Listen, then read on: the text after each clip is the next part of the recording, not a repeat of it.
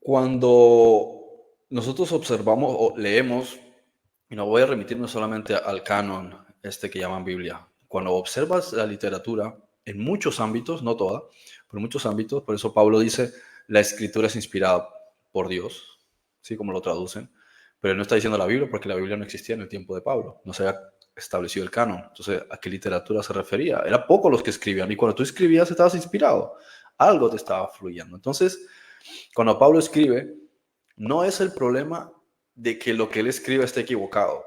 El problema es lo que él interpreta y lo que otros interpretan. Por eso es importante cuando nosotros leemos, ¿qué es lo que estamos leyendo? Si nosotros leemos que el texto dice Yeshua, se está refiriendo, hay que entender salvación. Si nosotros leemos que dice Satán, significa oposición. Hay que entender que las definiciones o los nombres en realidad son definiciones. Y las definiciones tienen una etimología y tienen, por tanto, un peso y, por tanto, una vibración. Tiene un significado cultural y un significado subconsciente. Muchos de estos son arquetipos, o sea, son cosas que ya están programadas en nuestro ser interior. Por eso, nuestro ser responde a cierta cosa. Es como si encontrases a alguien en la calle y estás hablando de cualquier tema y de repente le dices, pero Jesús esto y aquello. De repente su mente hace... ¿Por qué? Porque has tocado un elemento que está en su subconsciente. Entonces de repente pasa y se comporta de otra manera porque has mencionado la palabra Jesús. Y lo mismo ocurre con diferentes cosas cuando vas directamente al origen o a un arquetipo que ya está codificado, está enraizado en tu ser, y es como si activasen o desactivases algo. Entonces, cuando Saulo escribe, dice, porque Cristo murió por nuestros pecados, hay que ver quién es Cristo.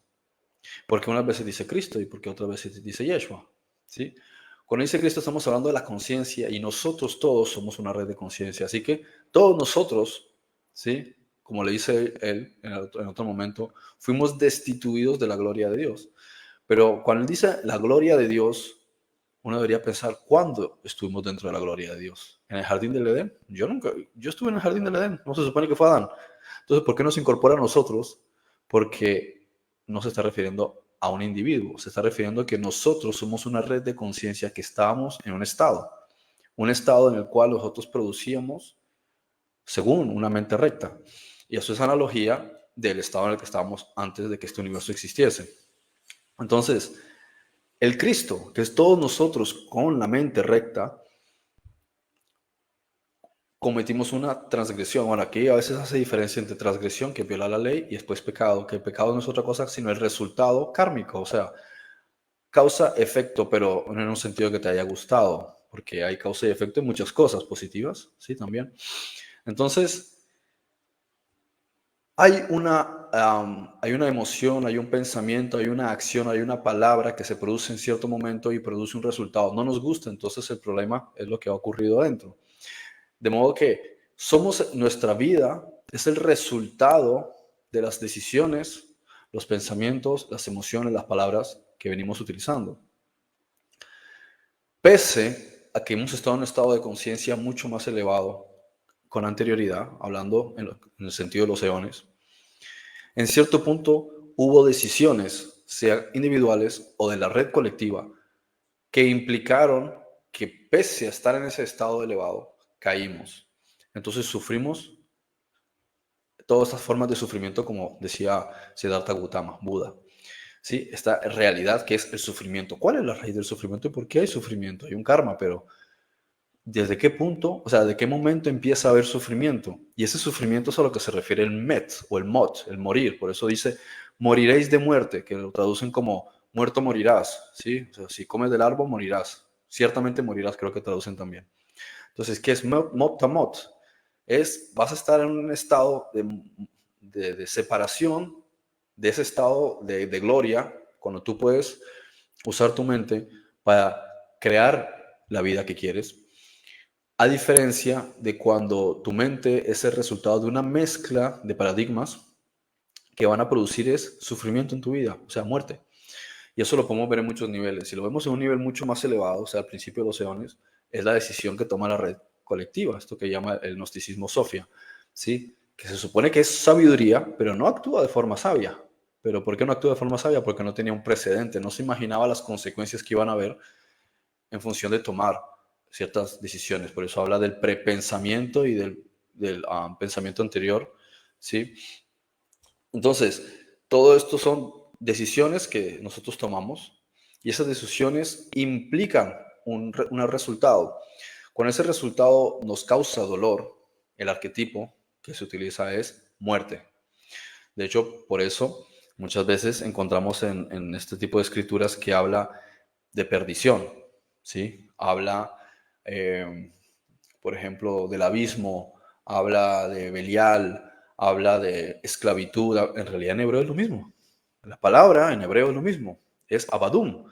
¿Sí? Cuando tú ves abadón es el abismo, pero abdum es servidumbre, es también esclavitud, es servicio.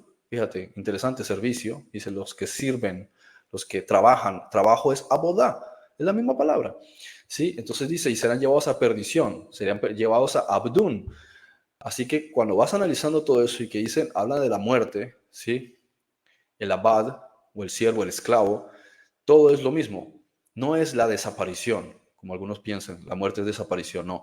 La muerte es el hecho en diferentes niveles de que tú te despojas de algo y pasas a otro nivel. Lo que pasa es que esa transición es dolorosa. Por ejemplo, con alguna persona que deja el cuerpo ahora mismo, su alma va a otro lugar. No significa que sea algo malo. Lo que pasa es que hay sufrimiento. ¿Por qué? Porque hay lazos afectivos. Crea sufrimiento en aquellos que han, con quienes ha tenido un lazo afectivo. Ha creado también una relación emocional con el mundo con el que ha estado interactuando durante décadas, 70, 80, 90 años. Entonces hay una correlación. Luego también hay miedo. Miedo porque no sabes qué va a pasar después. También hay un sentido de culpabilidad porque en el subconsciente existe esta convicción de que vas a redimir todas, o sea, o vas a compensar todas las cosas que has hecho de un modo u otro, y lo primero que piensas es en las cosas malas que has hecho, ¿no? O sea, cuando has dañado a otro, volvemos a la ley, ¿no? El violar el derecho de otra persona. Entonces tiene que haber una justicia. Y piensas, ¿cómo será esa justicia después? En un estado entre vidas, ¿sí? En estos planos paralelos, lo que los apóstoles llamaban el intermedio, o en otra vida posterior donde yo tenga que vivir unas circunstancias relacionadas a lo que yo preparé en la vida anterior. Yo preparé un escenario. Entonces, Cristo murió por nuestros pecados es básicamente decir que nosotros estamos sufriendo como resultado de las malas decisiones que hemos tomado. Ahora, Pablo no tenía por qué entender eso. ¿Cómo lo iba a entender en aquel entonces? Ahora, nosotros podemos tener un cambio de conciencia también en la forma en la que entendemos cómo el Espíritu Santo transmite una información y que nosotros la estamos leyendo de manera equivocada.